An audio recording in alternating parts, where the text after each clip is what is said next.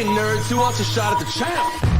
They bring the heat. Francis Ngannou is the hardest puncher in the history of fighting.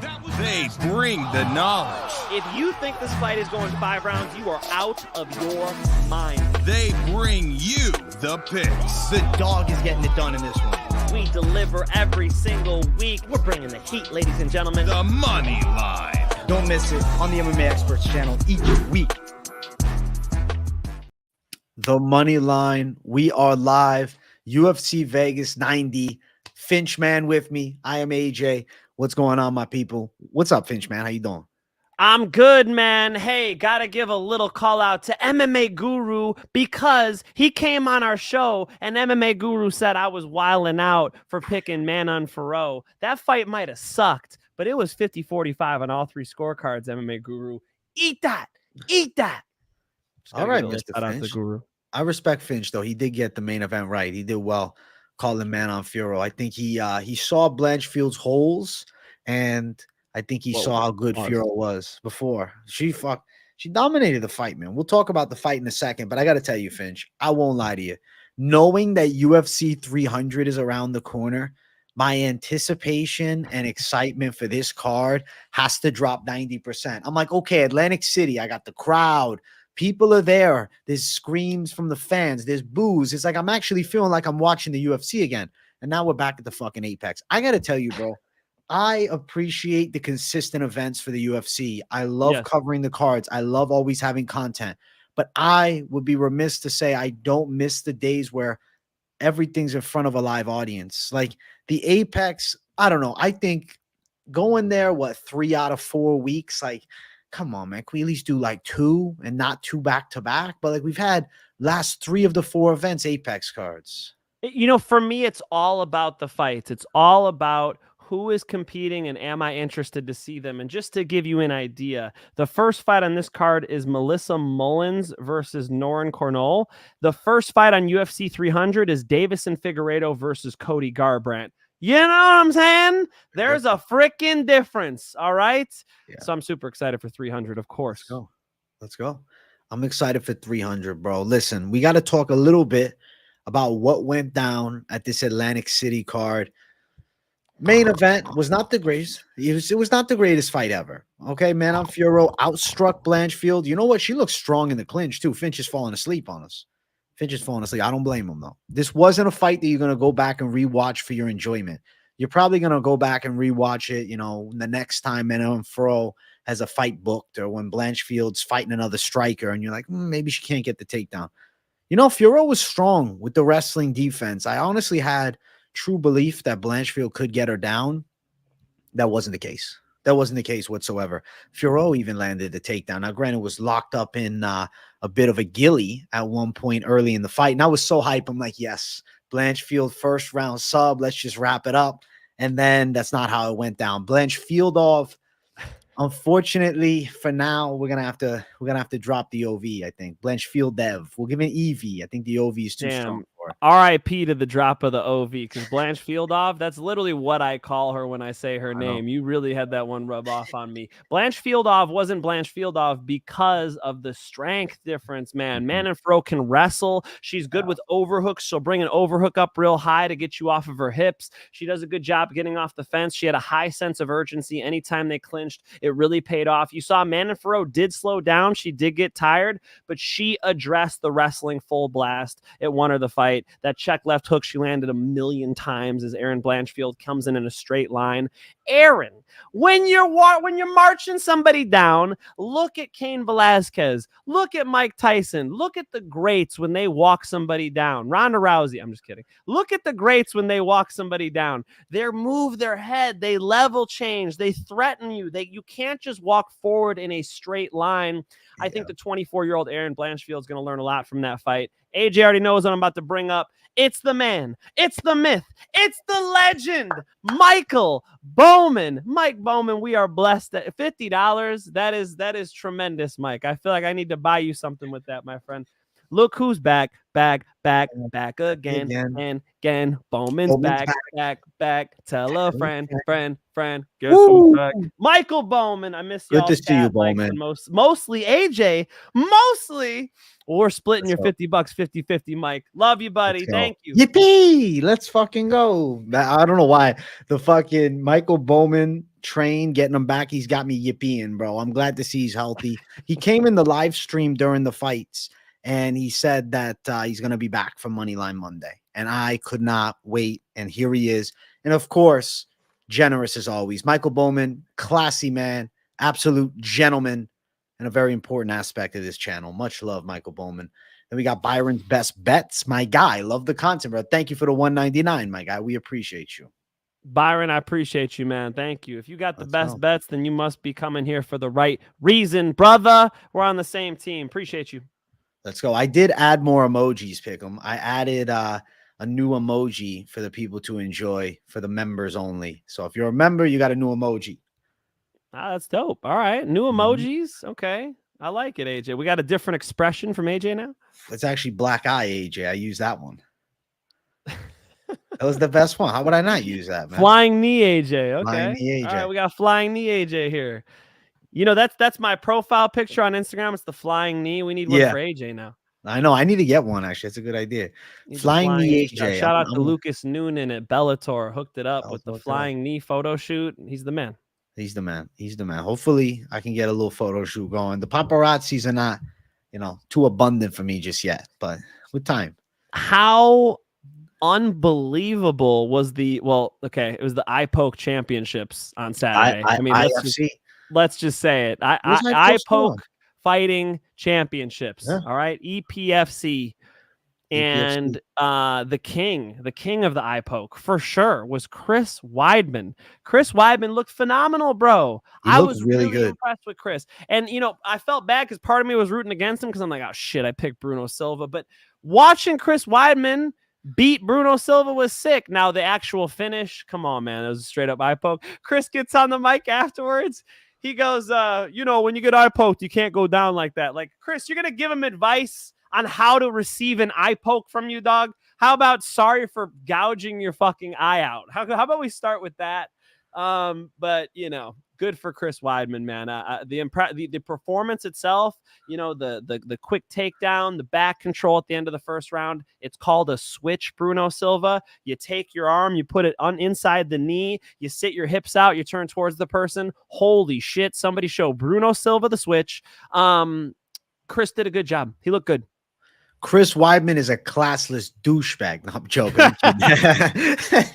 I like Chris Weidman, he didn't do himself any favors. Oh, he didn't take that eye poke very well. Maybe we should start with don't foul somebody 3 times. Like, maybe we should start there.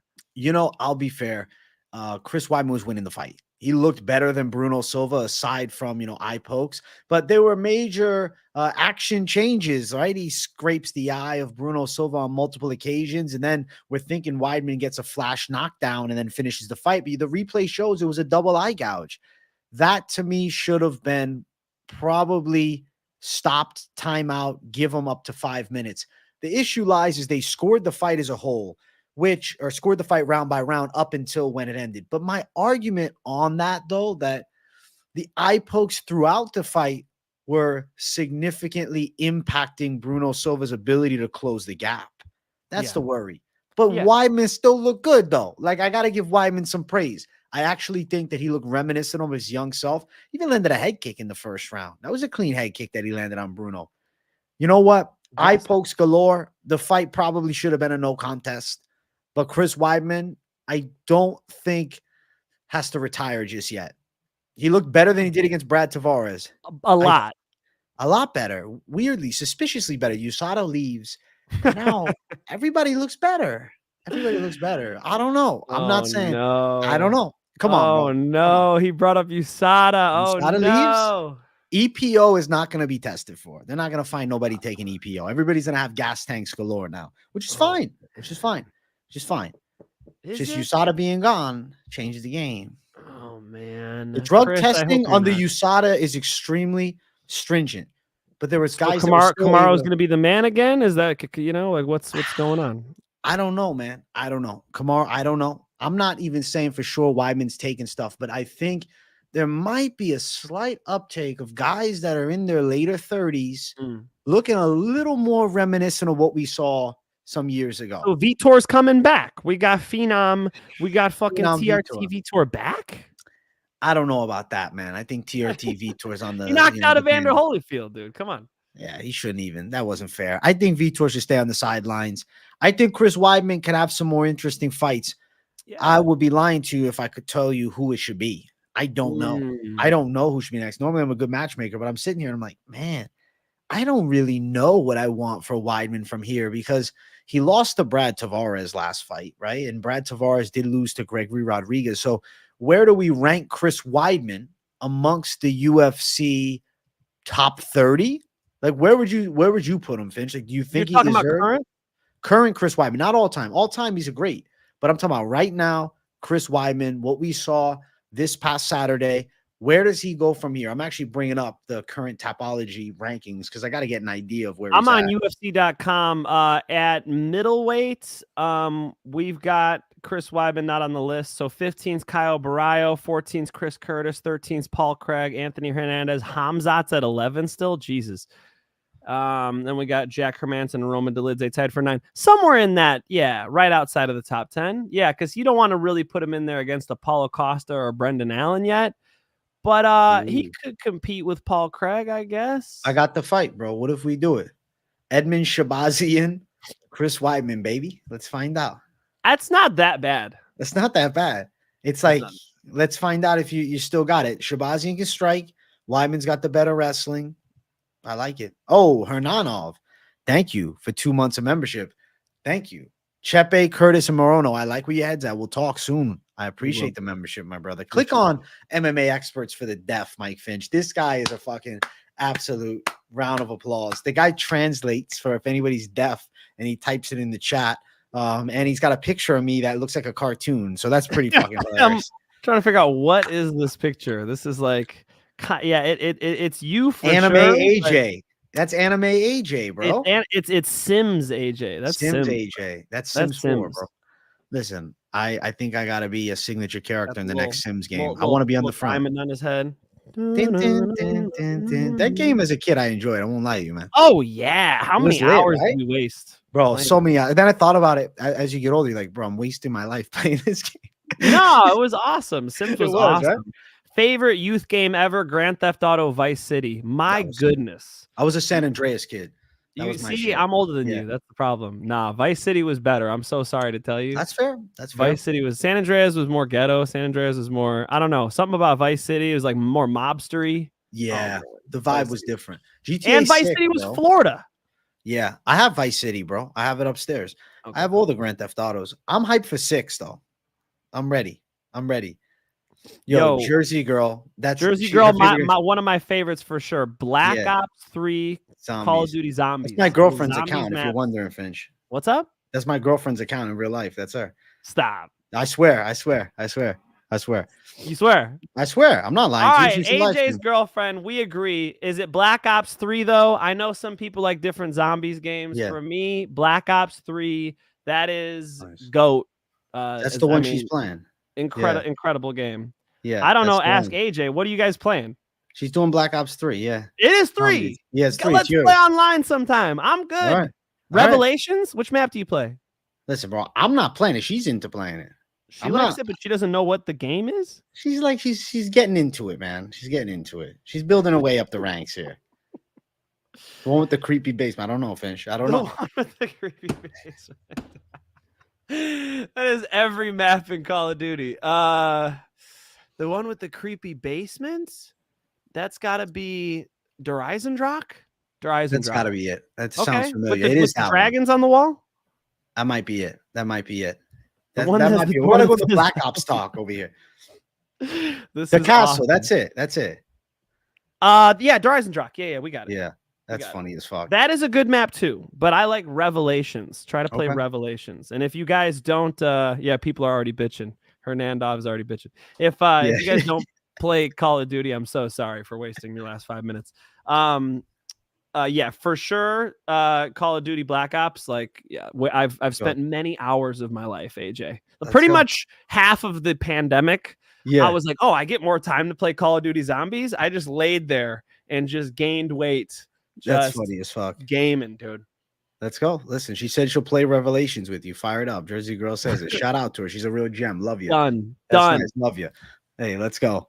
I think Finch, I want to jump to the next fight though, because we're not done talking eye pokes. We're not done talking eye pokes. I know. Just one fight before we got to fight in sequence. Cedric Dumas getting finished. He got eye poked again. It was a gouge. It was a clean gouge. Yeah, he got sliced in half, and he went down because of the uppercut. But he's blind. He couldn't see it. It busted him up. Again, we're not calling the eye poke. Like, it becomes a tricky issue where I'm like, okay, if we have instant replay, this fight was clearly affected significantly due to an eye poke. You can't tell me that same punch lands without the eye poke. And it was what, 8 seconds before? Because, like, is it the eye poke only counts if it's in the sequence of what stops the fight? Like, because Weidman followed up with ground and pound, the eye poke doesn't matter? Very strange, man. I know with Weidman's fight, they overturned it actually to a unanimous decision. But this one here, they kept a TKO. So this one should be a no contest then. What? A unanimous decision? That makes no sense at all. Come on, it's Weidman. That's why. That's their boy. Come on. What do you think? Because it was in the last half of the fight. There's some weird rule about that. Yeah, with this one, you know, it was probably a little harder to see with this one because Cedric Dumas reacted so late. It was different, right? Like the one with Chris, like the reaction was really quick. So it was even worse, right? With this one, the eye poke happened. And then like 5 seconds later, Cedric's like, and he like looks away and covers his eye. So Cedric made a big mistake on showing, you know, I guess pretty much what Chris said, like, don't turn away and cower like that. But it was a late reaction, so it was a little even more funky. Ruziboev looked good. He was banging that straight right hand. He did look to be in control of the fight. So in both cases, the Weidman case and the Ruziboev case, the right guy won. It's just the right guy won in the wrong way. Yeah, agreed. Perfectly said, actually. And then fight before, listen, Kyle Nelson, regardless of what you thought of the stoppage, he was beating up Algio and had him on gelatin legs. I like what I saw from Kyle. Yeah, give me a couple more punches, you know, let these guys go. You saw Bill Algio was rolling with the shots pretty well. And for whatever reason, referees in MMA just, well, maybe the reason is obvious. Referees in MMA don't do as well as referees with boxing in that sense. Like if they're rolling with the shots and they're moving their shoulders with it, let them fight a little bit more than the guy who's really sitting there eating them. Like Rolly, when he got knocked out this weekend, he was eating punches. That's different than if you're rolling with like Bill Algio was. Right. Bill Algio still wanted the fight. He was still reacting. He was getting caught, but like, you know, I think you give him a little more leash than that. But there are no leashes on UFC fighters. No. By Dana White. It's pure danger. Dana White's own words. Great stoppage for Nelson though. I mean, good for him. That's going to look nice on the highlight reel. Honestly, I think Nelson was a wonderful call. I found that I was like 2 of like 39 people that picked Nelson, bro. So I was pretty hyped. Yeah.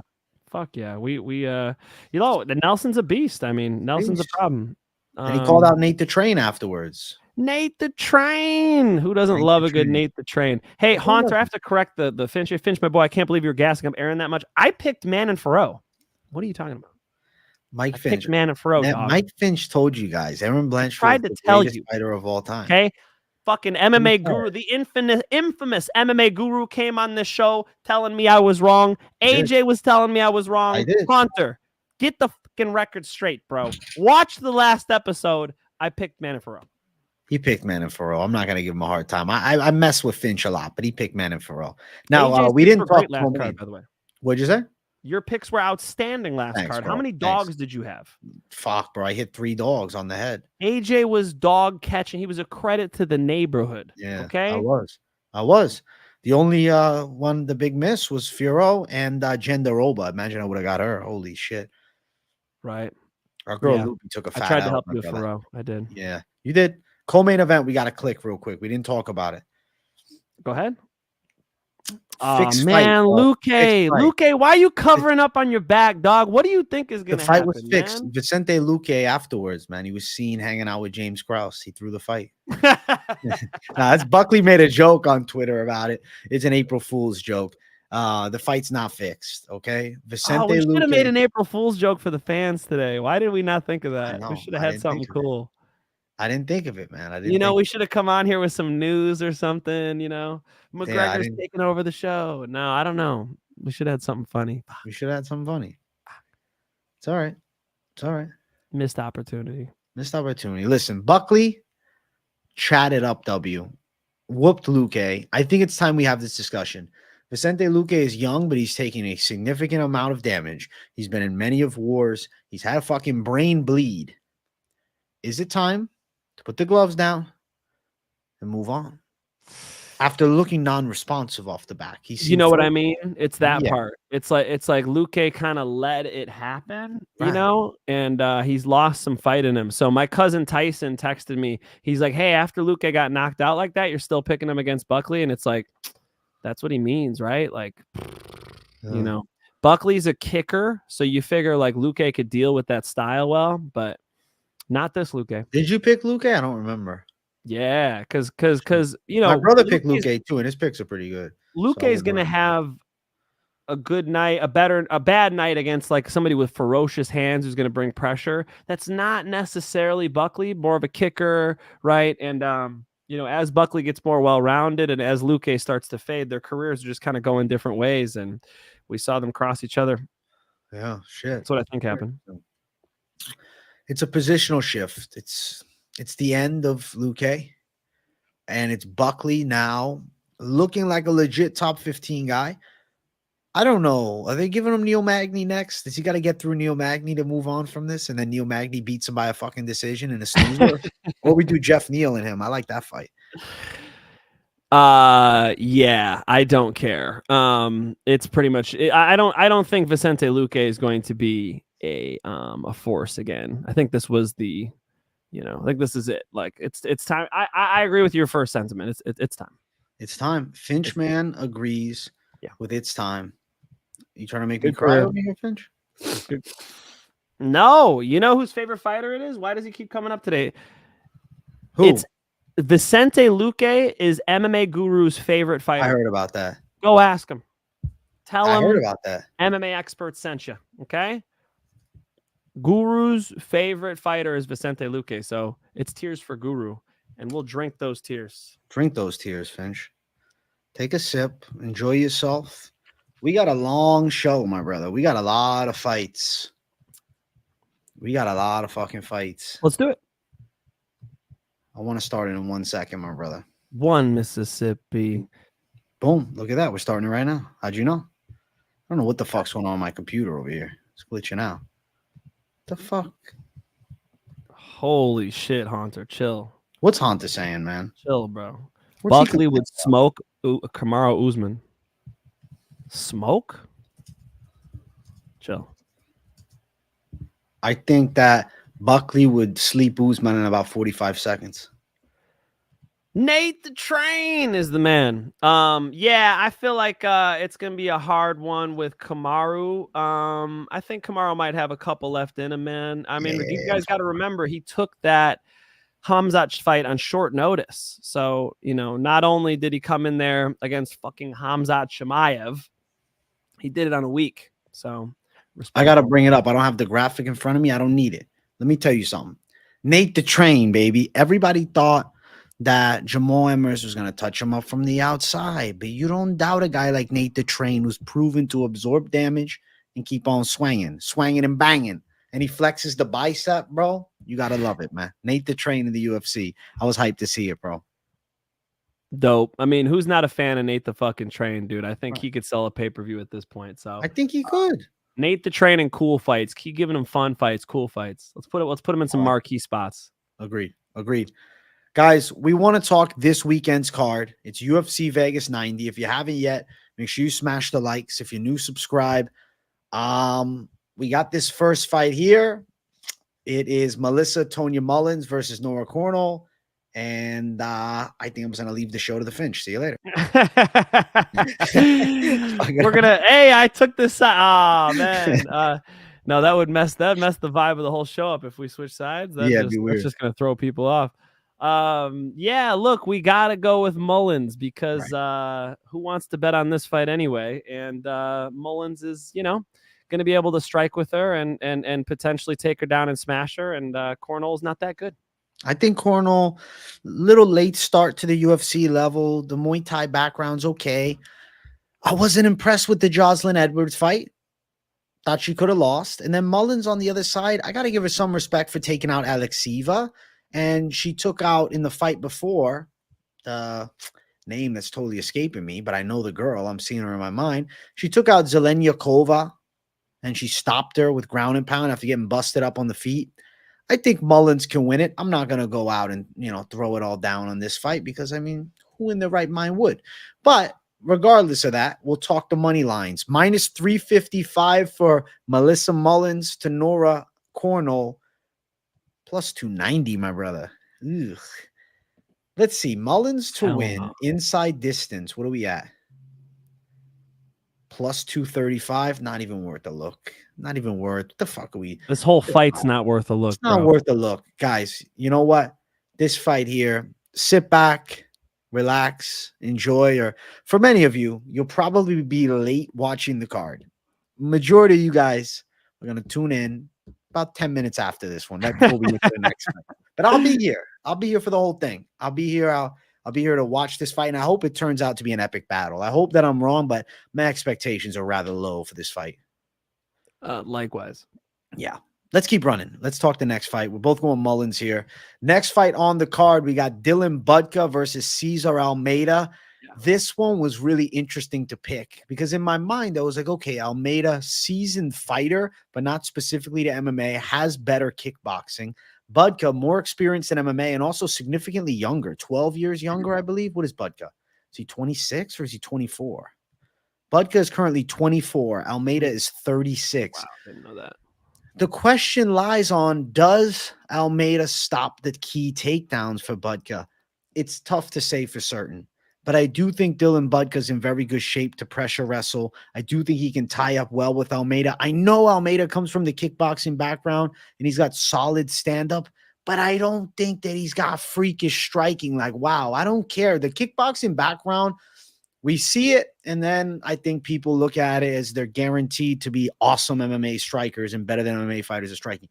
I don't necessarily feel like César Almeida is like tremendous right now.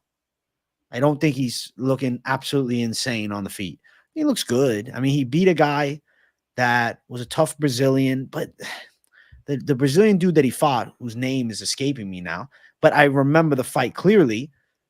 I don't think Lucas Fernando was very physically strong or athletic.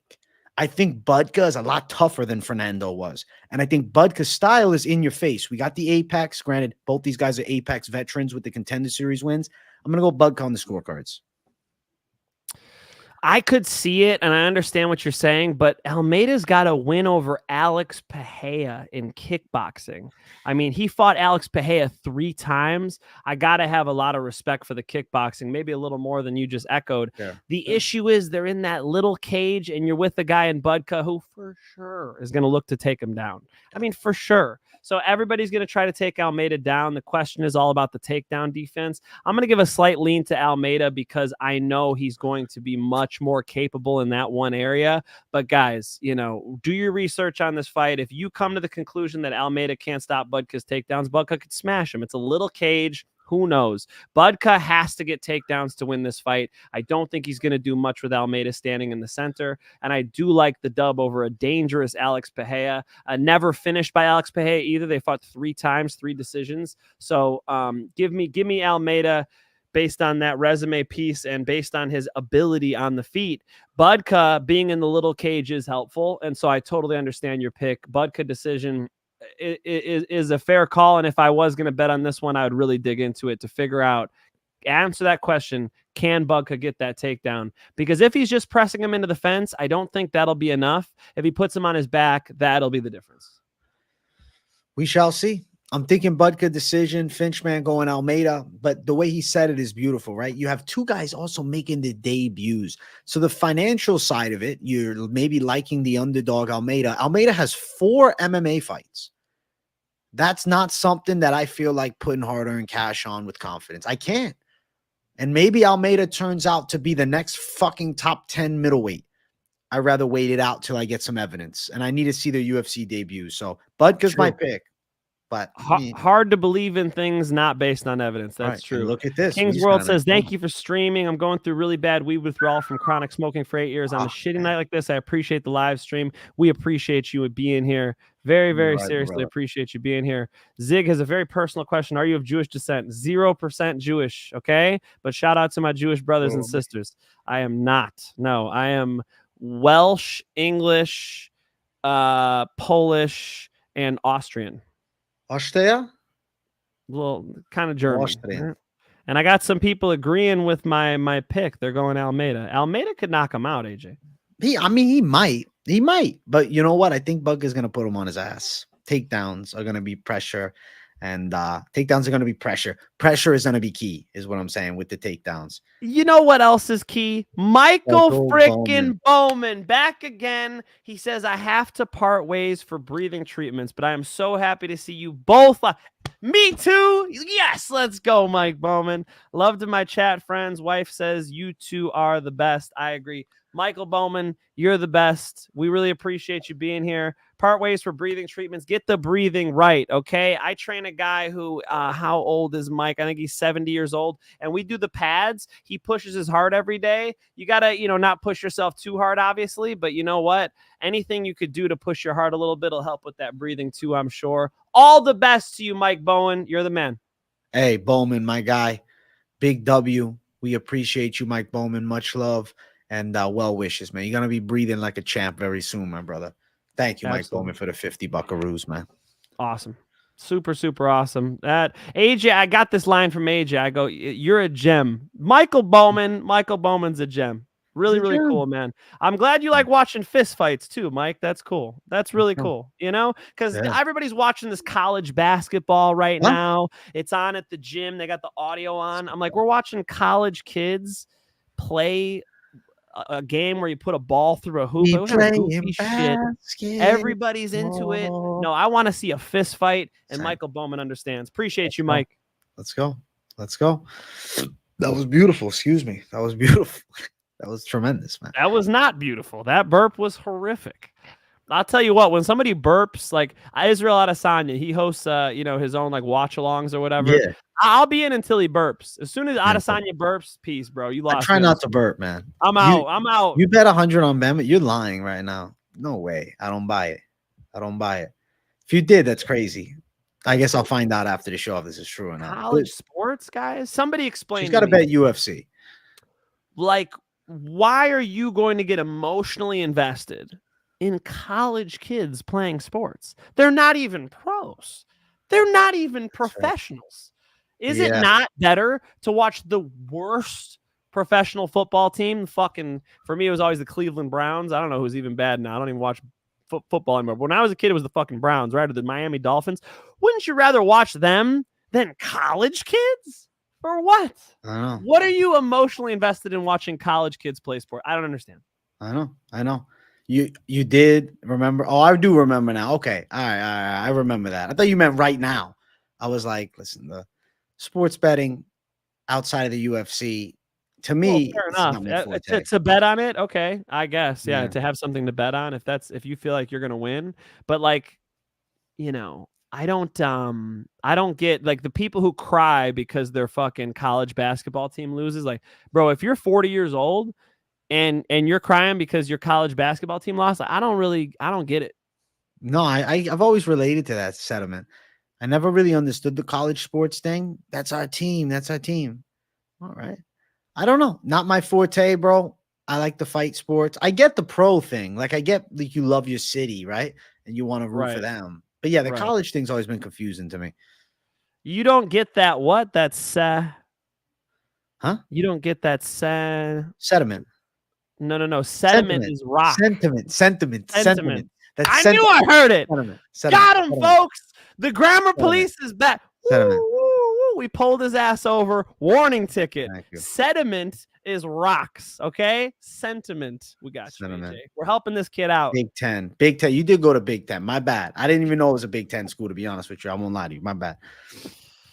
Thank Love you. me A some sharp college brother sports. understands. Yeah, he gets Jesus it. understands.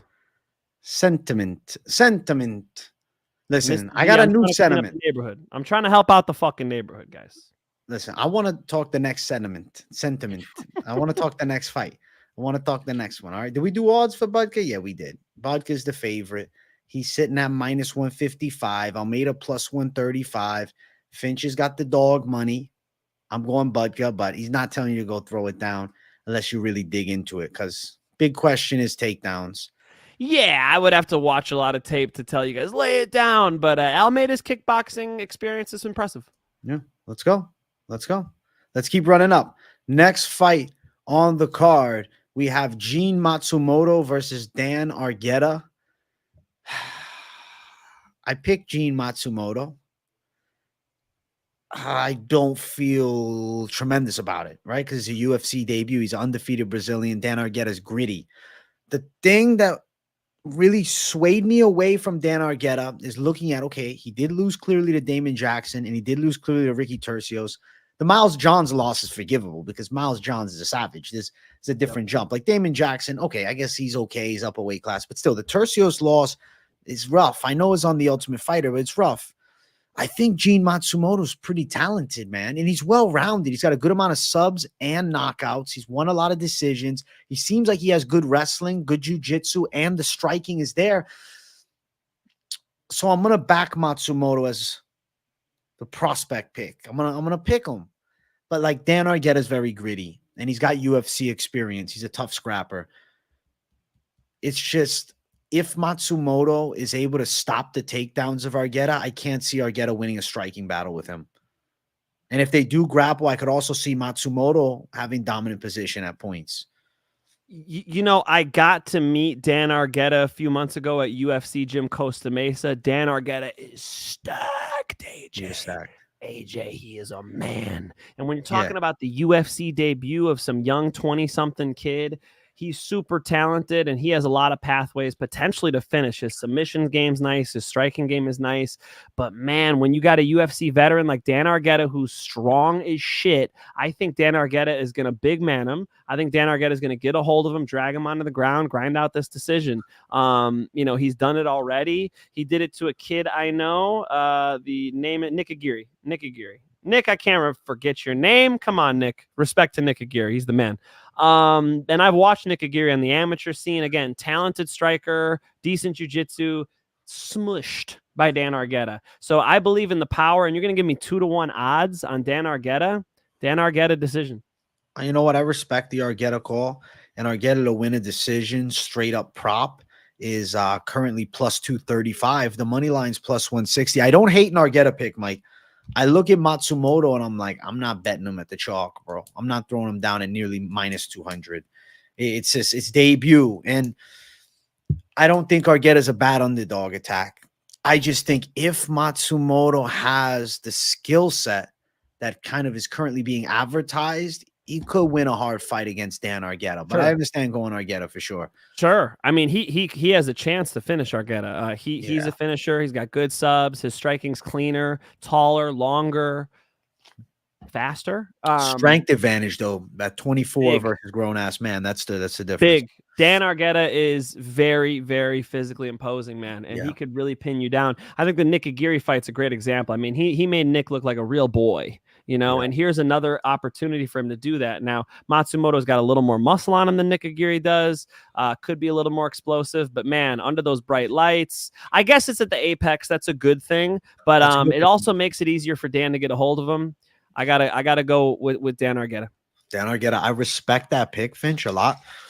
And I don't think you're out of your mind. You know how it is with certain picks, bro.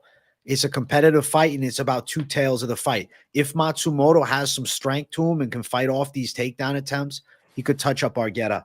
But if he starts getting bullied in close range, you see him on his back, he's most likely not throwing up a fucking armbar from bottom and tapping out Dan Argueta. So we shall see, bro. Yeah. I think the physical strength makes a difference. But interesting fight. I mean, if Matsumoto can finish Argueta, his future is going to be bright. That's a nice. It's a good test for him. So I just think the bookies might like him a little too much here. So might touch that Argueta line.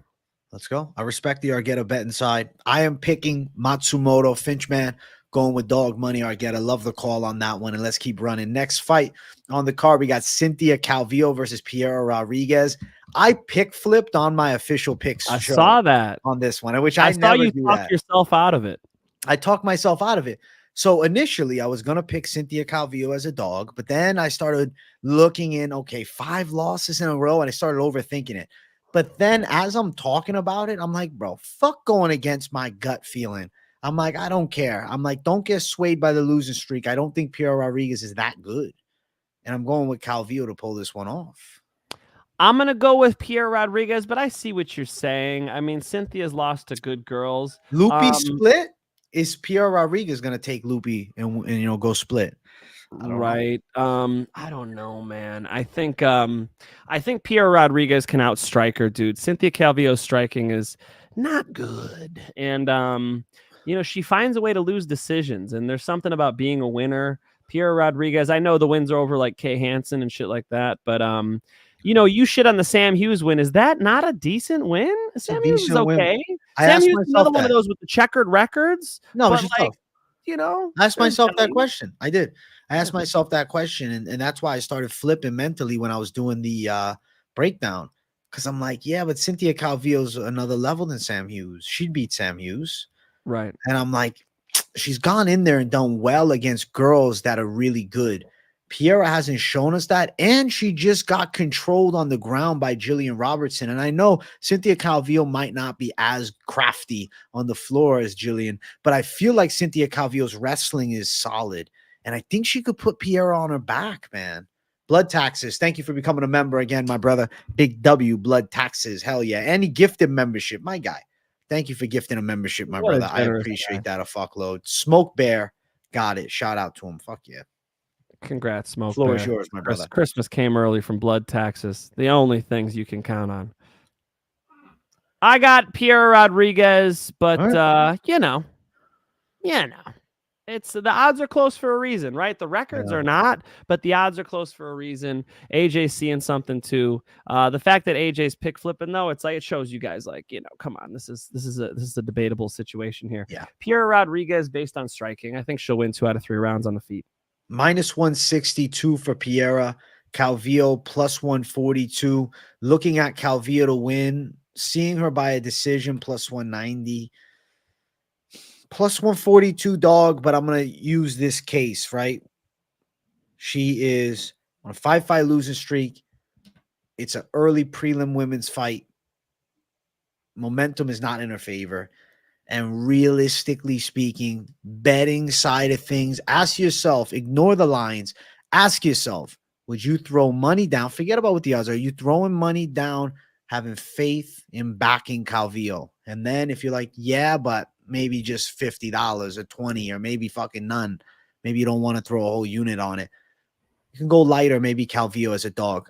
I think she's not the greatest bet ever because of the fact that you're betting on somebody unreliable. Like Nate the Train, Kyle Nelson, they have different levels that they show, which is why they're good underdog bets. This is still an underdog pick, but I'm just saying I don't think it's the greatest bet. Like, yeah, just because I'm picking an underdog doesn't mean fuck yeah, go make your money. That's the dog to bet on. Even if she wins, it's a coin flip. You did have 3+ dogs last card, so the folks might be a little hyped on your dog picks, AJ. I know. Drunken boxing, common sense is what we got, right? We got to put it out there. Thank you. Shout out. And Grimy asking a fair question. Why isn't Calvillo cut? Look at the division, look at the depth, and then look back at your question. Yeah, totally fair. I'm just looking at losses, though, and I'm selling myself on these losses of quality. Caitlin Sermonara, Jessica Andrade, Andrea Lee. Okay, that one's hideous. But Andrea Lee's not that bad. Nina Nunes, Lupita Godinez, and this fight's at 115. We shall see, man. We're gonna spend all day talking about this fight. People like, bro, move on to the next. If it's on the feet, Piera Rodriguez beats her up. If Cynthia Calvillo puts a lot of pressure on her, puts her on the fence, drags her onto the ground, that's a Cynthia Calvillo fight. I think Pick'em said it here. If Cynthia Calvillo grapples, she subs Pahea, but she won't. All right. Para Rodriguez. Whatever. She won't. Yeah. That pretty much sums it up. Yeah. Oh, I think all right. Well, maybe she's a horrible call. We shall see. We shall see. Let's keep running. Next fight on the card is Alateng Haley versus Victor Hugo. I'm going with Alateng Haley to beat Victor Hugo because Hugo's not proven at the UFC level. He has good jiu-jitsu, but Alateng Haley has a wrestling base. Who's bullying him on the ground? He's got punching power. Oh, but Chris Gutierrez outstruck him last time. Chris Gutierrez is a hard guy to track down. He's going to do that to the vast majority of unranked bantamweights. Alateng still got power in his hands. He's got a win over Chad and Helliger. Victor Hugo is 24-4. That's a fucking lot of fights. And he's making his UFC debut now against a guy with a good amount of UFC experience. 7 UFC fights, I think, for Alateng. Right. I'm going to go with Alateng Haley to pull it off, man. Yeah, and Alateng Haley is so hard to finish, right? I mean, he's fought, I always forget to say his name, Dana. Very good. Ryan Benoit, Casey Kenny, Channing Halliger, Kevin Kroom, Chris Gutierrez. People aren't finishing him, dude. He's very, very difficult to finish. And so Victor Hugo being a guy who wins by knockouts and submissions, it's like already you got a guy who's going to take you into deeper waters and you're in the UFC, look good on Contender Series. But what does that mean? I don't know. I like Alateng. And he's a dog? Alateng Haley currently is sitting at only plus 105. Even odds. Okay. Even odds. Yeah, we'll go with the UFC vet. Minus 125 for Hugo. We'll go vet in this one. Alateng to pull it off. Close money fight. Fade the Dana White's Contender Series debuts. Fair. I mean, you're going to be wrong sometimes doing that because some of these guys are pretty good. Sure. Yeah, there's no rules in this game. No, there's no rules. I joke around with the OV rule, and plenty of times you've seen they take L's. I mean, how many Dagestanis are going to bring over here? Eventually, you're going to get get some mushy ones. So, hey, we're both on Alateng. Yeah. I think he could have a good performance here. He probably goes all rounds with him unless Hugo wants to get that wild, and then Alateng can finish people by KO too. So pop, yeah. Alateng the pick for Finch and I. Let's keep running up the card, my brother. Next fight, we got Norma Dumont versus Jermaine de Randamie. Wow. What in the hell is going on? Dumont fighting at 145, now cuts down fighting de Randamie at 35. I don't even know if Dumont can make the weight. And then de Randamie on the other side hasn't fought in 3.5 years. And her last win was against former champ Juliana Pena. And I'd say that's the biggest win in the division right now, aside from, I guess, a W over Raquel Pennington. But let's honestly talk about this. Raquel Pennington, in my opinion, I don't think is the best at bantamweight. I would still favor Juliana Pena over Raquel if they were to face off.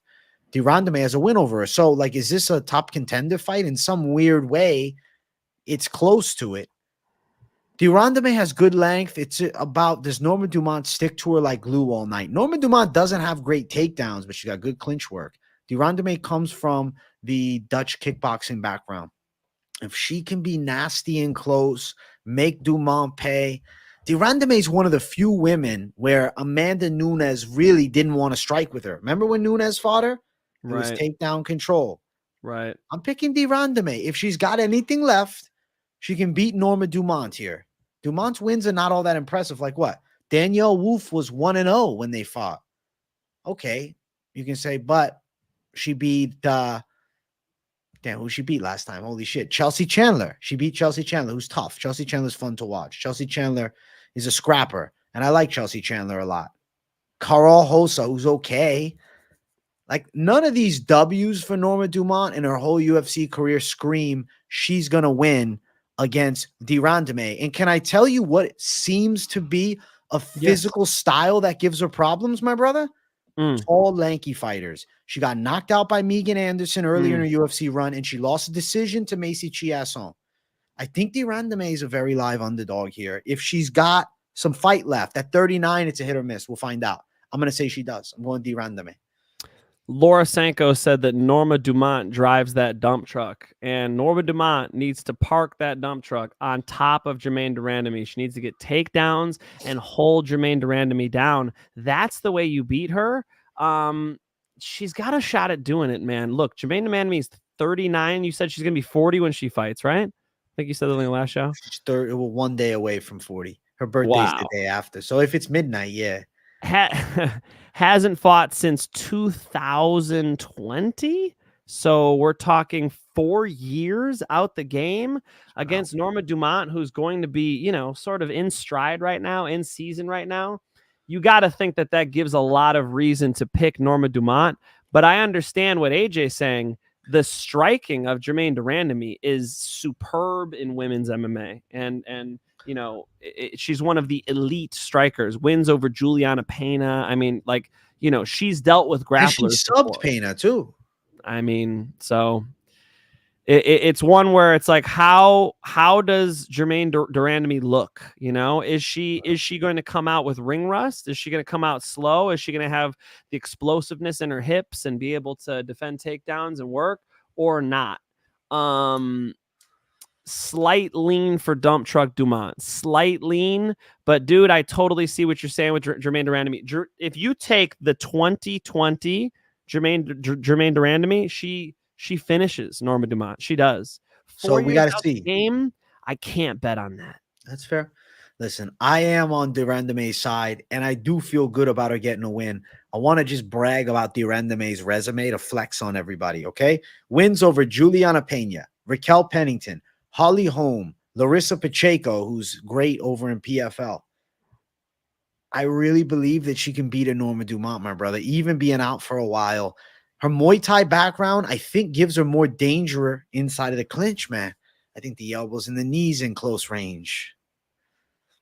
I mean, that's an incredible resume that AJ just read off. So it's all about the 4 years out because, come on, man, she is elite as Girthy Meats just questioned. But we got to go to my guy, Kevin El Basri. What's up, Kevin? Me with the goated Faro pick. Let's give credit where credit's due. I didn't know who was going to win that fight. Kevin tells me we're hitting pads, right? Kevin tells me he's got Man and Faro. He shows me this highlight reel of like, you know, they'd play some like funny music when Aaron Blanchfield's throwing punches, and they played some hard shit when Man and Faro's throwing punches. And sure enough, you know, so come on, man. MMA Guru came on here talking that shit. And me and Kevin had it the whole time. We had Man and Faro. So we got it, Kayvon. Dub for us. And appreciate you stopping by, Kevin. Thank you for the $10. First thing written down, Moneyline, de Randamie. Oh, damn. All right. Hey, she's dog money, so I understand it, right? It might be she's delusional, dog money, but so I get the pick. I just don't think Dumont's good, bro. She's okay, but like de Randamie at her best is a freak. If she's got 80% of it, 80% of it, she's going to win. 80% of it is all I need. So right, you're kind of convincing me, dude. Especially at dog I'm a convincing money, right? guy. I can convince you probably of a pick that doesn't make any sense, though. You reading off that resume, I'm like, that's right. It's true shit. She's beaten way better opposition. It's just that 3.5 years, it comes down to, does she come back maybe rejuvenated for a last fight, run, right? Right. Tricky as fuck, bro. Norma and Dumont's cutting weight. Norma cutting Dumont extra 10 pounds. The old ladies, Danielle Wolf. I mean, isn't there a couple on here? Yo, 10 pounds off. Remember something? Dumont's cutting an extra 10. She's been fighting at 45. We can't forget that that's going to be a factor too. She's dropping down right out of the glutes, man. She's going to be fine.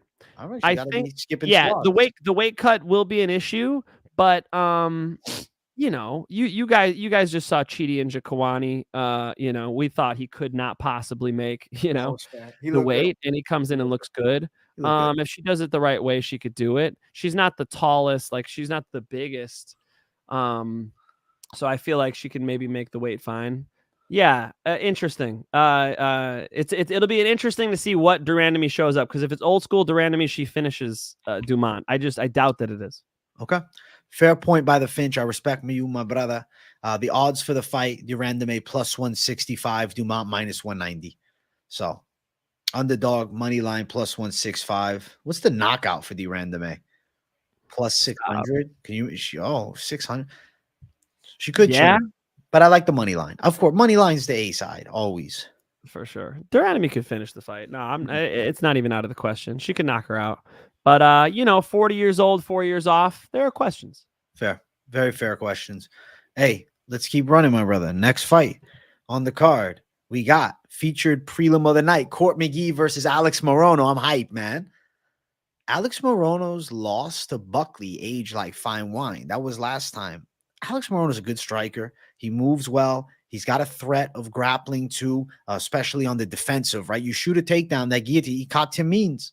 Front headlock position, Morono's pretty slick. Nice overhands, real tricky style on the feet to deal with. McGee on the opposite front is simple with his hands. More of a set boxer, comes forward with straights, not a ton of head movement, does well closing the distance, clinching up and controlling, but he's on a 2-fight knockout losing streak. He's been in the game a long time. Morono is powerful and dangerous, and I know Morono might not be chinning every guy that he beats. He's got knockout capabilities, and how I look at this fight here is I see Morono primed, McGee passed it, and I think McGee's getting caught slipping again. I'm going to go Morono by knockout, my brother. Yeah, McGee's going to come out there and strike too much. He needs to hit takedowns. He needs to grapple heavy. He needs to turn Clay Guida mode, keep shooting. And I don't think he has it at this point in his career. We're seeing him fade, like AJ said. So Alex Morono, I think he's going to turn a 2 KO losing streak into a 3 KO losing streak for poor Court McGee. Court McGee, one of the nicest guys in the world, like crazy story, former drug addict, made it to the UFC. It's awesome, but his prime is past. At this point, he's just a hard worker, and he's going to run right into some big shots. He's a tough guy. He'll be hard to finish. I do think Morono does get him out of there still. I got Morono KO. Morono KO for Finch and I both. The money line minus 285 for Morono, with McGee at plus 245. Morono to win via knockout is plus 165. I like the money line of Morono. I think the knockout is live as well. I got to go Morono with high confidence, guys. This is a very confident pick. Probably the most confident pick on the card so far. Yeah, I would agree with that sentiment. Sediment. He did it again. Huh? He did it again. I checked to make sure it was real. I checked it was real. Sentiment. You want to say sentiment? Sentiment. Like sentimental. Sentimental. Sentiment. Sentimental. Sediment is like sentiment. Granite. Sentiment. Okay, you're helping me a lot, Finch. Thank you. I got you, dog. Yeah. All right. Listen, Finch. Morono with confidence for this guy. Yes. For that guy. Yes. And for you at home, I'm talking to you. If you're betting Court McGee, I don't know. I don't know I don't really get it. I think a Court McGee pick is odd. I don't know. I don't see it. Yeah, Court McGee would need to put Morono's back on the canvas. Easier said than done. Right. Morono could wrestle with him a little bit, and definitely enough to just bust off with some uppercuts, some hooks, the overhands. Yeah, I think he's catching him on the chin. Next fight on the card brings us to our main card opener. If you haven't yet, smash the like button. If you're new to the channel, subscribe. Fuck, I'm excited as hell for this one. I'm dropping some fucking heat. Okay. I think that Campbell is much better, technically speaking, in the striking. And I think he's got legit power. Trevor Peek is chaotic and wild, and he hits hard if he's swinging a wide hook at you. But I feel like Campbell's too good, man. I think that Campbell's on his way to being the first guy to sleep Trevor Peek. This is a full-size lightweight striker in Campbell who trains with the Weidman Serra-Longo team. The dude is in shape. He was winning his fight against Chris Duncan before getting caught by a big shot. And I just think he's significantly better than what we see from Trevor Peek. So I'm going to go with Campbell by KO. I like Campbell by KO, man. Trevor Peek really lost me on that Chepe Mariscal performance. Sort of exposed him, and Campbell's more talented. Yeah, that's solid team to have behind you, especially after Chris Weidman's performance. They were training together, gave him confidence to see what he did to Bruno Silva. I like it, man. Campbell, is it a decision? Is it a KO? Yeah, maybe he does finish him. I think the reason is Peek is like pretty hittable, bro. When I watch Peek coming inside, that head is there and he's throwing wild. But the guys that he's fighting, I'll be honest with you, like aside from Chepe, who's a smaller guy and a wrestling-based fighter, not a guy known for, crazy knockouts. I want to say they fight a little scared. They give Peak too much respect. Charlie Campbell's going to hold ground, and he's going to be jabbing him up, man. There's so many opportunities for jabs, and I think Campbell's going to end up dropping Peak clean. Unless Peak has the jaw of all jaws, which, you know what, with this redneck savage, you never know. But I think Campbell's going to knock him out, my man. That is the squarest jaw I have ever seen. Does he not look like SpongeBob? Look at that picture of Trevor Peak. I mean, that is literally 90-degree angles on that jawline. So if anybody's got the chin for it, he quite literally does. He's got the chin. He's got the chin for it. Well, you know what? Campbell's got the fist for him. Let's go, baby. Minus 190 Campbell. Peak plus 165. Knockout for Campbell is plus 140. I do think we got a violent fight, and I'm excited as fuck for this fight. Specifically on the whole card, like, this is one of my most hyped spots, one of my most hyped fights. As far as, like, watching it, I don't know. Betting side, I'm undecided with Campbell. I think more of a parlay edition as opposed to a straight-up money line play. I do think he can beat Trevor Peak. I want to say knockout, and I am saying knockout. But in the back of my mind, I do respect Trevor Peak's toughness. So I'm going to go knockout officially, but maybe betting side of it, you know, Campbell, I guess you got to lay a little chalk on Campbell. I just don't see Trevor Peak flash KOing him, and that's the only way he wins. Yeah, you got it. And Campbell's such a finisher, man. Yeah, Campbell's good. I'm going to write him down. I changed my mind. I'm writing him. I like Campbell. You know, it's like Peak is like kind of open to be hit, and Campbell's such a finisher. Yeah. Come on, man. Campbell knockout. We're both on it. Write that shit down, AJ. Let's go. He's got 40-year-old Jermaine Durand. Well, however the hell you say that last name, Jermaine Durandamie. Yeah, that was painful for everyone. Yeah, and now he's got Campbell. And I got Morono. I wrote down too, my brother. And Morono, dude, we got a nice little. Why are you giving away your locks and your parlays? Bro? I'm not giving away right here in front of. You can't make the sausage in front of the the folks. I should be selling this actually after the show. I sell you a picture. $9.99. You guys get this written note. I'm not telling you what to bet or not. I'm just telling you what I wrote down for Moneyline. I'll sell it $9.99. I like it. I like it, man. And yeah, Paku's got a point. That team was on fire last week. Let's keep it going. That's what we saying. Yeah, let's go. Listen, next fight on the card. Okay, we're gonna bring some heat. We're gonna bring some. Oh shit! What the fuck? They fucked the screen up. Did you see that? We glitched out. Yeah, bro. KZ. Pause, bro. Heavy pause. You freaking. We had a power outage. That comment was so. Yeah. Creepy. Holy shit! I don't know how to feel about that, man. Listen, next one, Łukasz Brzeski versus Valter Walker. Bro, how do I not pick a guy with the name Valter? That's it. That's the only reason I'm picking him. Valter. The name is sick. It's Johnny Walker's brother. It's his baby brother. Somehow this dude's 26, but he looks 41. He's jacked out of his mind. He's 6'6", 265, and he's every bit of 265. He's strong and he can wrestle, but I'll tell you straight. As he moves up the ranks, a dude with a nice right hand is going to flatten him because he's wild. Brzeski is not that guy, though. He's not that good. Now, could Brzeski pull off an upset? Big punch lands is heavyweight, of course. So Walker is not something where I'm like, yo, go out and bet that Walker, dude. He's the next great thing. I don't think that. I think he's a swanging banger type fighter. And I think Brzeski always will have a puncher's chance. It's just inside of the UFC, Brzeski hasn't been Mr. Iron Fist at all. He's kind of been Mr. Iron Nail. Damn, AJ spitting bars over here. It's true shit. Holy shit. Yeah. Yeah, we got to think Walker kind of keeps on walking forward, man. You know, he's a unit. He's a huge guy, and he's on such a roll. You know, Brzeski could get caught here. You could see him getting finished early, man. You know, is Walker actually related to Johnny Walker? It's his brother. Yeah, biological. They're brothers? They're actually. I don't know if they're full or maybe the half brothers, but they don't look the same. They're brothers, though. They say brothers. Wow. All right. That's even more reason, dude. Yeah, Johnny Walker giving the rub to his brother. Pause.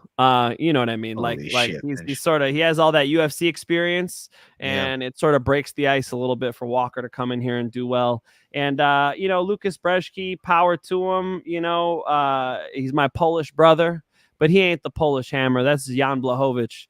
So we've seen him struggle. You know, the Waldo Costa Cortez KO was ugly. Losing decisions to Carl Williams and Martin Boudet, not great. No. But I think the losing streak continues, man. Give me Walker, and Walker probably can finish him. I'm thinking ground and pounds likely. The dude's big. The thing is, the odds suck. Minus 360 for Walker, bro. Plus 295 for Brzeski. Wow. Yeah. Not ideal. No. But what about the KO prop? Minus 115. Yeah, bro. I'm gonna chill on betting on this one. Walker TKO from top position, ground and pound. Yeah, that's what I'm thinking is gonna happen. TKO. That makes sense. Ground and pound. We shall see. You think Brzeski won that Boudet fight? It was a clear ride. I agree. He should have beat Boudet. Right. Is Boudet that impressive of a guy to even beat at this point? That's right. Like, maybe Brzeski pulls it off. He's got abs now. I mean, I don't know. It looks like it could be lighting, but he's lost some body fat, bro. I don't know. Is that right? He's got a six-pack now? I don't know. You need to bring it up. I saw him with a little bit of extra on him. Let me see. He's only 31, AJ.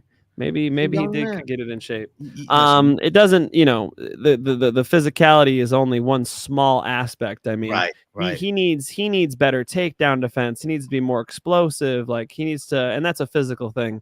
Walker has those things, and I think one takedown might be all he needs, man. He's a finisher. One takedown might be all he needs, but I got to bring up this picture just to show you what I was saying. Okay. So look, he's super trimmed. lean. Wow, He's it looks lean. like they elongated his body, like you pulled him like Gumby. That might be it, man. It's fake. He's a big I ain't even saying that, bro. He's 6'4". I might be legit. Yeah, we shall see. Listen, he got in shape for the fight. Give him credit. But Finch, man, and we are going for the side of Valter Walker. Just the intimidating name alone should have you picking him. Like, how the fuck do you fade Valter? I mean, betting wise, maybe you're fading it, but pick wise, nah. I think he'll get it done.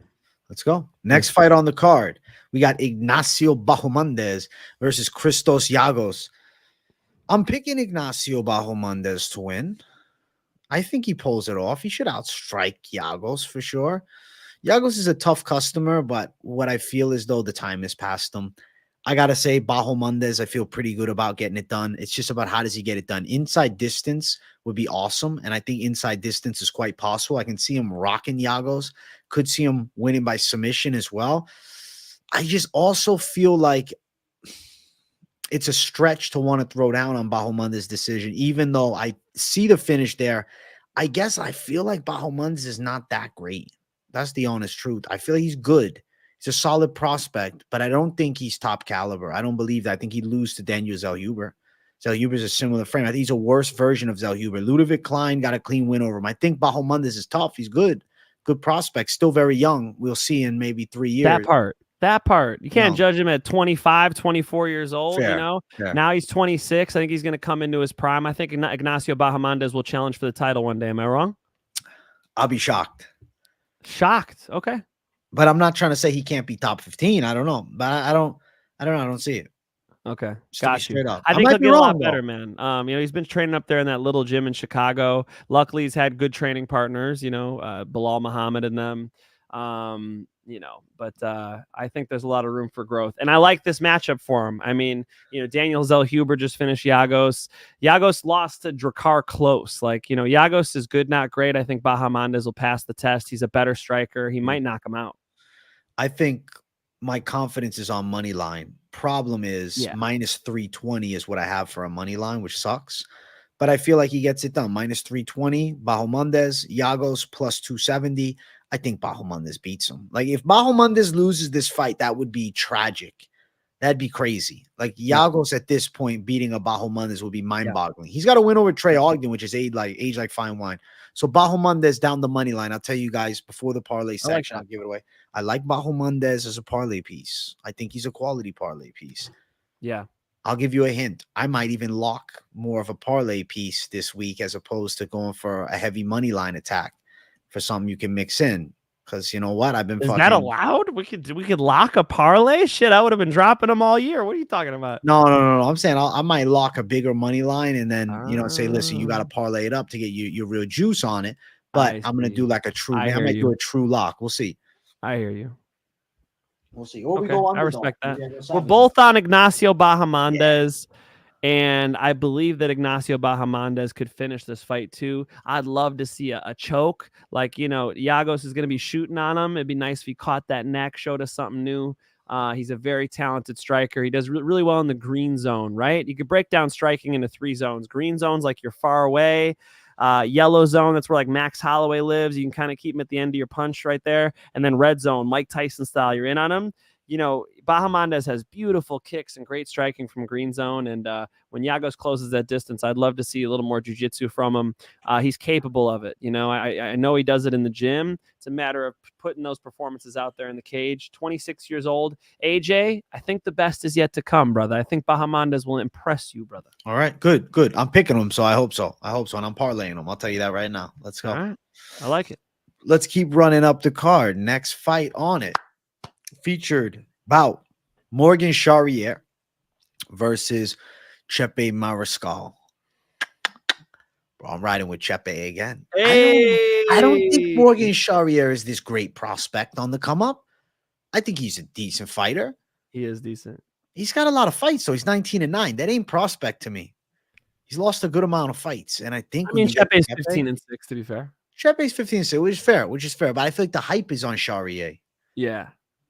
I think that Mariscal's in his face for 3 hard rounds. Charriere's got to be so on point with creating space, and that's just hard to do with Chepe.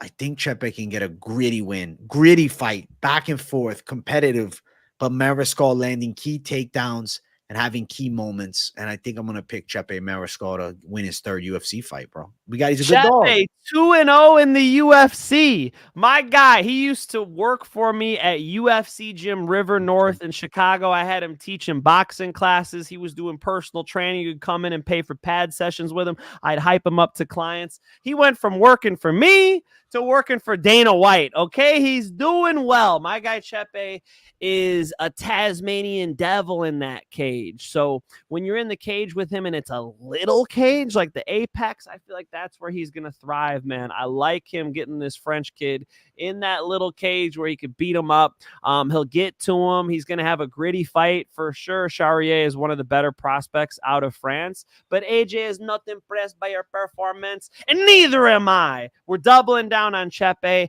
I do think this will go all rounds. Like, I could see why you would just money line this one instead of predicting a finish. Because if Charriere loses, generally it's by decision. Chepe is a bit of a finisher, but they're going all rounds. Chepe, I could see 30-27 putting pressure on this guy, and that's 2 of us on the dog.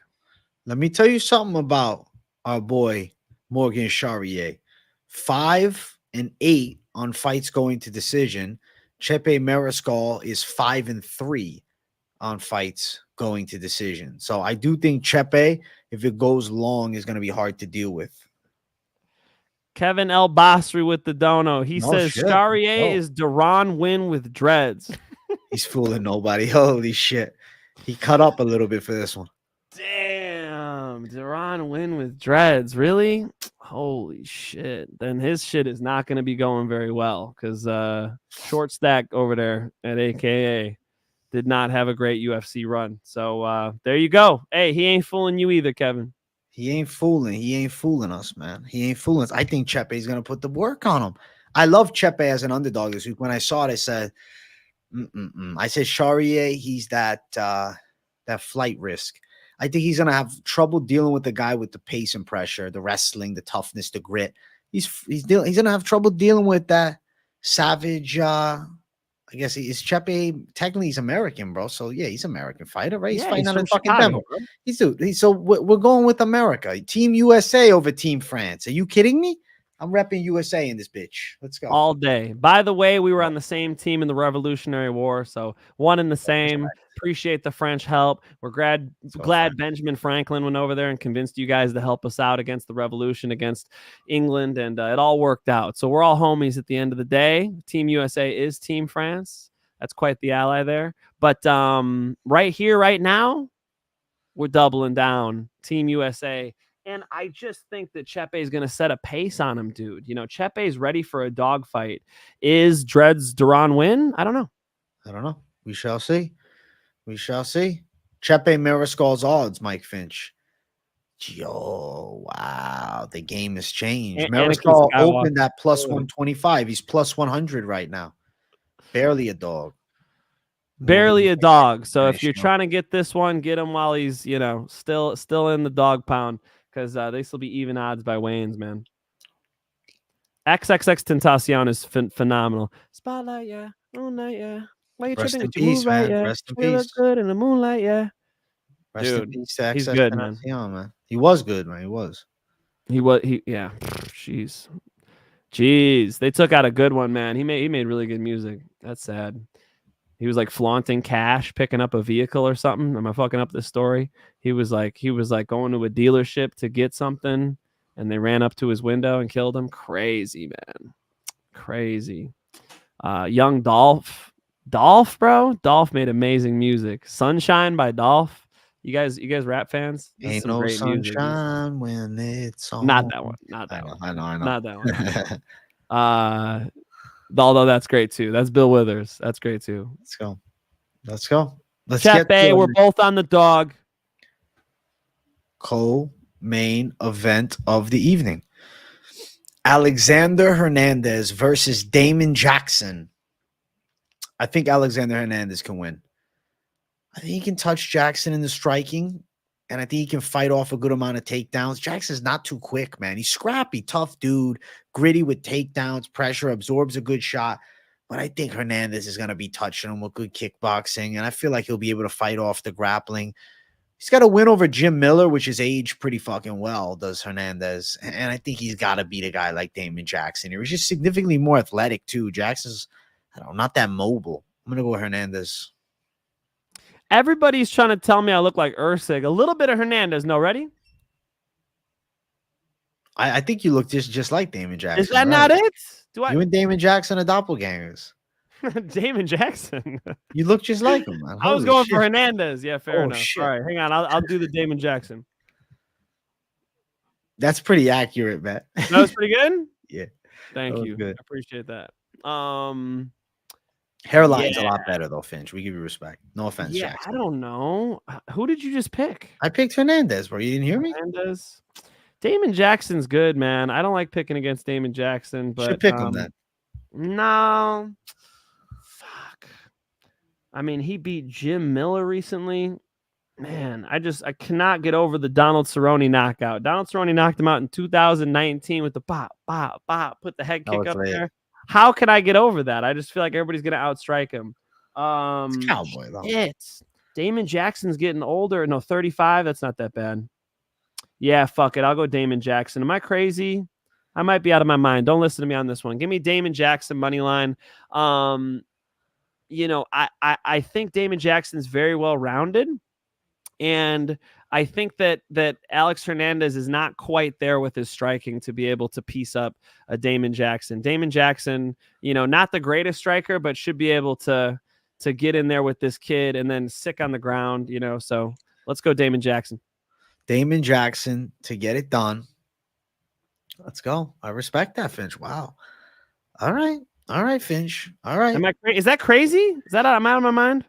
The reason it's not crazy is we got to talk. Damon Jackson last fight had a very good first round against Billy Q. Alexander Hernandez has a stoppage loss to Billy Q. Yeah, he had good moments against him too. For sure. Knocked him out. I mean, let's look at Alex Hernandez's record. Lost to Bill Algeo, beat Jim Miller. We got to respect that. In 2023, that's pretty good. But then lost to Billy Quarantillo, lost to Renato Moicano. It's like, come on, dog. He's got, you know. Billy Quarantillo and Renato Moicano, though, are better than Damon Jackson. So I do remember that fucking shot. That was crazy. Damon Jackson knocked out Sabatini. You know, Damon Jackson's kind of a vet, kind of good. You know, and I thought he was older than 35. That helped my pick too. So minus 205 Hernandez, plus 175 Jackson, Finch. Fair enough. I don't touch it, but there's another dog I'm on. I pick some dogs tonight, dude. Both of us. That's fine. Listen, no shame in picking dog. You telling us who you think's gonna win. If you feel Damon Jackson, then maybe you're onto something. I don't know. He's just not athletic, bro. He's so unathletic, and I think Hernandez is like stronger. Hernandez wins the bodybuilding competition. Yeah. I'm gonna go Hernandez, man. And Hernandez has fought a lot of names too. So although Damon Jackson has the experience, like at this point, Hernandez does too. He does. Finch is talking himself out of the Damon Jackson pick. I see it in his face. Nah, dog. I ain't doing that shit. I already said it, and I'm sticking to it. All right. Fuck that. All right, let's go. Hernandez, the pick for me. Finch, man, going Damon Jackson. Good fights on both fronts. Yeah, good picks, I should say, on both fronts. Interesting fight, but like, bro, can we talk a little shit for a second? Go ahead. This is the co-main event. When you said it, that's what I thought. They saved. I told you the first fight of the night is Davison Figueiredo versus Cody Garbrandt. UFC 300 took all the good fights. Kevin, who donated twice today, is going to be having probably some pretty good seats. Looking at these fights, unbelievable. I mean, that is an incredible card because it's the greatest prelims in UFC history. So top to bottom, it's just going to be a phenomenal night. Like, damn, they couldn't have given us one of those prelims for this card. No, they really didn't. I wouldn't even want to go pee at that event, bro. I just want to be sitting. I'll probably piss in like a cup or something, bro. That event is so deep. Like the main event's not there, which everybody talks about, but what I don't hear enough about is how insane the card is. Bottom up, the best UFC card in MMA history. Yeah, I agree. 1,000%. Co-main event of this week. That's it. Let's talk the main event. It's time to talk UFC Vegas 90s main event. We got Brendan Allen versus Chris Curtis 2. And I won't lie to you guys. Yesterday, I was torn for a bit between the picks because I really can see the tale of both sides. But nobody that Brendan Allen has beaten as of recent tells me that he's able to beat Chris Curtis. I think Chris Curtis can touch him with the hands still again. I think Chris Curtis stops the takedowns. Bro, Chris Curtis's takedown defense rate, how good it is, 92%. Who's taking Chris Curtis down and controlling him? Who's jumping to his back? Brendan Allen was knocked out once before by Chris Curtis. And now they face off again. And what I saw from that fight, what I really like about Curtis is the fact that he is not a headhunter. He works body too. I know he didn't look great against Burial, and I might be the guy that's picking the old Chris Curtis, and maybe Allen gets him, and Father Time has slowed Curtis down a tad. Allen's gotten better, and we see a different result this time. But I got a bad feeling with Chris Curtis chinning Allen again. So I'm going to pick Chris Curtis to do it again. Chris Curtis finished Paul Craig with the rear naked strangle, but he pieced him up on the feet. And that's not to say he's going to piece Chris Curtis up, but what it is to say is he's a lot better than he used to be. I mean, Brendan Allen is significantly better. And Chris Curtis is different too. I think training over there with Sean Strickland every day, sparring that animal has got to be a good thing. And he's got a lot of attention over there. He's quite a name over there at Extreme Couture in Las Vegas. So Chris Curtis is definitely going to get good attention, and he's gotten better too, but night and day for Allen, man. I really think Brendan Allen is all in and is going to win this fight. I think it takes one moment. Like it takes one moment where, there's they're throwing punches. Chris Curtis puts his head down. Brendan Allen catches a front headlock, snaps him down, takes his back, chokes him. Whatever it is, I do think that Brendan Allen can finish this fight. He could finish it with knees and kicks. I mean, he's better on the feet now than ever. You think Chris Curtis is going to knock him? They're going 5, yeah? Is Chris Curtis going to knock him out? I think Chris Curtis could knock him out, my brother. I don't think Chris Curtis is knocking people out. Let's look at this. He knocked out Brendan Allen last time, though. Yeah, but when? When was that? 3 years? 3 years ago? 2021, my brother. So that's actually not as far long ago as I thought. Right? Yeah, there it is. 2021. All right. I thought it was like 2018. Split decision against Marc-Andre Barriel. You already covered it. Lost a decision to Kelvin Gastelum. Like not good. He got headbutted real bad in that fight, though, bro. True. There was some controversy. He knocked out Joaquin Buckley in 2022. Okay. I just don't think of Chris Curtis as like this one punch knockout artist. He got good volume. And Allen's on fire, bro. I don't know. I like the momentum. I'm going Allen. Fuck it. I'm trusting. You said trust your gut. Trust your gut. Like, yeah, he's going to have trouble taking Chris Curtis down. That totally makes sense. But my gut says Brendan Allen's going to find a way. All right. And in a jiu-jitsu mat, Allen subs him like that. Listen, fires are meant to be put out, my brother. And Chris Curtis, he's the fireman this weekend, bro. He's taking out Brendan Allen. I think he's going to win as a dog, dude. I think so. I understand the Allen pick, but playing the fight out of my head, seeing him take the back of Chris Curtis is tough. So he's going to have to go 5. If Allen's to win, I think it's decision. I don't see him tapping Chris Curtis. So if you go decision, okay, Chris Curtis gets out kickboxed for 5 rounds. Then I'll believe, okay, Brendan Allen's got a lot better. But right now, let me fucking send this guy to the sidelines talking his shit. I'm the fucking Mac, son. I run this chat, baby. Peace. I think that Chris Curtis is going to be my call, man. I'm going with it. I get the Brendan Allen side, though, bro. I understand. And I don't think you're crazy. Like, I'm not trying to say that no way, no how. Like, I get momentum favoring Allen for sure. I wasn't even thinking about Allen missing takedowns and getting stuck on the feet with Chris Curtis. I'm definitely not thinking Chris Curtis knocks him out. Curtis knocks him out, I'll be really surprised. I could see Chris Curtis kind of just doing his, his Philly shell thing, kind of winning rounds. They're kind of close, but I guess Chris Curtis, he's a lot shorter, so he needs to come forward. I think Brendan Allen can kick him from the outside. And when they really exchange, like, Brendan Allen should try to take him down. And if he could get him down, it gets bad quick. Like, the biggest skill gap for me is the jiu-jitsu between Brendan Allen and Chris Curtis. No contest. Brendan Allen takes a neck. So with that being said, I think the striking's a lot closer. Fair. I just think, I don't know, man. I believe in Curtis's defense. It's like, look, even Vieira, he had no chance taking Chris Curtis down. I know Vieira is not to the level of Allen, fair, but the takedown defense is solid. I want to see how they strike. I respect Allen's striking. I just worry over 5 rounds. If you got to out kickbox Curtis that whole time, Curtis can land some hammers. And Allen's chin has proved that he can go out. He's got 2 knockout losses. It's Chris Curtis and Sean Strickland. Yeah. Yeah. How about that fight? Yeah. I think Brendan Allen wins this fight, and let's even say submission. Let's get crazy. All right.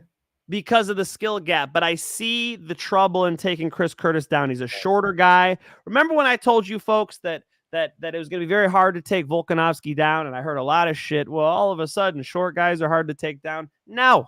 Here's another example where the height of Brendan Allen will be helpful as far as range is concerned. He could reach Chris when Chris can't reach him. It'll be harder as far as like blast double legs are concerned because it's hard to get control of those hips. So it'll be interesting to see what Brendan Allen cooked up to try to get this takedown. Even if he's stuck on the feet, I think he could find a way, AJ. So we're on the opposite sides in the main event, but I feel like the locks and parlays, we're going to hear some similar names. I think so. Listen, odds for the fight real quick. -200 Brendan Allen. Curtis +170 is the dog. Over 2.5 is -135. Allen to win via sub is +115. A Curtis KO is up at +325. Finchman and I both on opposite sides of this one. You know what? I could see it going over. Over 2.5 is live. I'm going underdog. Curtis, Finchman, going with Brendan Allen. He's riding the momentum, which I respect.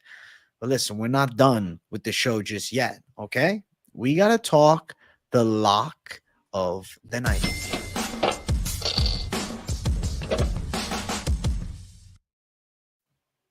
UFC Vegas 90 lock of the night segment.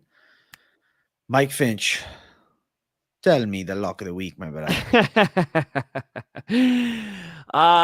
Dude, okay, interesting. Lock is tough with this one because I kind of want to just get crazy and throw Dan Argueta out there, but I'm going to piss somebody off, right? And I want to give you guys who I'm truly locking. So when I look at these fights, I really think a Bahamondes pick is really nice. Bahamondes might be a little wide. Hit me with the odds. Minus 320, a little wide. Oh, too crazy. Damn it. It's too crazy to lock. Fuck, I got to give him something better than that, bro. Look, Dan Argueta, I'm just not truly going to bet on him myself. So I hate giving you guys a lock that I'm not going to bet on. What am I supposed to do? I'm about to give away my parlay if I keep going. Fuck it. I gave you guys a shitty lock. I'll give you a good parlay. Bahamondes money line. Sure. It's true. It's what I actually believe in. So if you feel like being crazy, I think Dan Argueta is going to outmuscle this kid. But, where is my actual money going to go? I like Ignacio Bahamondes money line. All right. So I could be an absolute degen and tell you that I'm going to lock Chepe or Randamie because I think they're good dogs, right? Yeah. I'm picking them as dogs and they're good dog money line bets. But this week, what I'm going to do with the lock is I'm going to give you a lock piece that I genuinely believe is going to definitely come through. I'm going to go Alex Morono money line. I also think the knockouts live. Yes, it's minus 280, bro. It's chalky. Fair point. I'm not saying it isn't. Mike Finch's lock, Bahamondes and Morono together becomes a solid parlay, and I'm sure you guys will hear in the comments. In the next section, bro. So let's jump right to the next one, Finch. Man, I'm ready to talk a little bit about these parlays. All the competition that try to compete, stand back, watch the bomb drop. Parlay time. Open up your wallets and let's bet on some fist fights. Yeah, parlay time. Open up your wallets, cause we gonna bet on Morono tonight. Yeah, I know who I want to bet on now. I know who I want to bet on now. I know who I want to bet on now. It's Morono money line. Look, go Morono and Bahamondes. Put them together. AJ already put it out there. See how we're on the same page? We might disagree about some shit, but what really matters on this show is who you bet on. And I think a Morono Bahamondes parlay makes sense, AJ. Put them together, and that's probably what I'm going to bet on myself. So right now, Alex Morono alongside of Ignacio Bahamondes, you got minus 125. You're going to say, bro, but that's a little chalky, man. Come on. Bro, minus 125. Imagine if each one of those fights to bet on was minus 125. You'd be throwing heat down on it. I think both of them are going to win. That's a money minus 125. I think that right there would be the lock parlay, like for us both. Now, if I want to get a little crazier, though, and you want to add another leg to this thing, I think we can add one more leg. I think we could add a Chepe Mariscal as an underdog.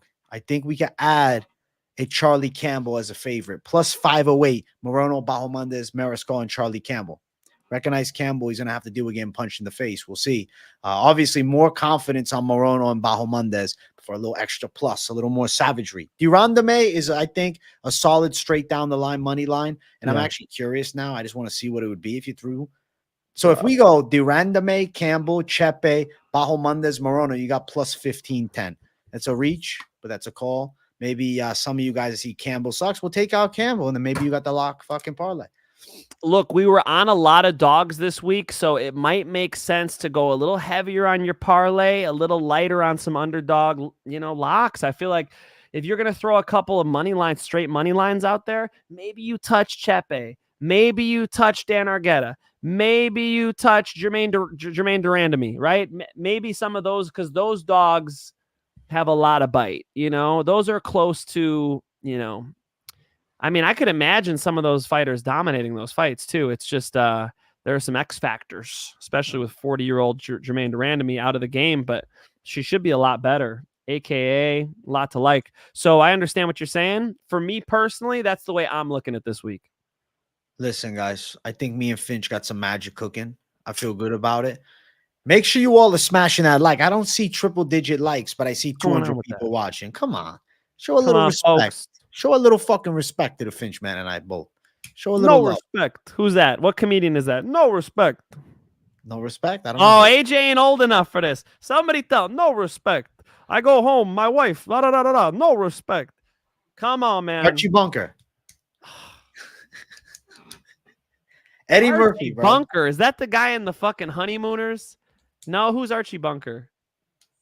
He's from the show Family Time. Family Time? All in the family. All in the family. Family Look time. at you fucking making up shows and shit. Listen, I'm a producer, bro. I got a show coming out, man. Thank you. It's Rodney Dangerfield. So, AJ, I got some homework for you. YouTube Rodney Dangerfield. You're going to have a phenomenal night. What did you say? Rodney comedian. Dangerfield from Brazil? He's Portuguese? Rodney effing Dangerfield. Rodney Come on, Dangerfield. man. Come on. See, thank you, baby. Sharp MMA, even though he has a shark. Baby Sharp. Baby Sharp. Yo, Sharp. what's up, baby? Why don't you go Baby Shark, dude? If you're going baby, I guess because he's saying he's a baby sharp. He's sharp with it. You know what I'm Come on, saying? man. He's a young Rodney sharp. Dangerfield, the guy with the he does the big eyes, you know. Charlie He does Chaplin. you ever seen him do stand up? He's No, I tremendous. never seen it, bro. I'm fucking. Okay, I'll give you all the time. I Enjoy never your seen it. night, okay? I hooked you up Right, with a good right. one. Rodney, All I right. just wrote it down. You think I'm joking around? I just wrote it down. Yo, that piece of paper that I have here, I wrote it down. But like, bro, no lie to you, this is valuable information. This is premium content. All right, this right here is premium content. This piece of paper. Show the folks. Show the folks.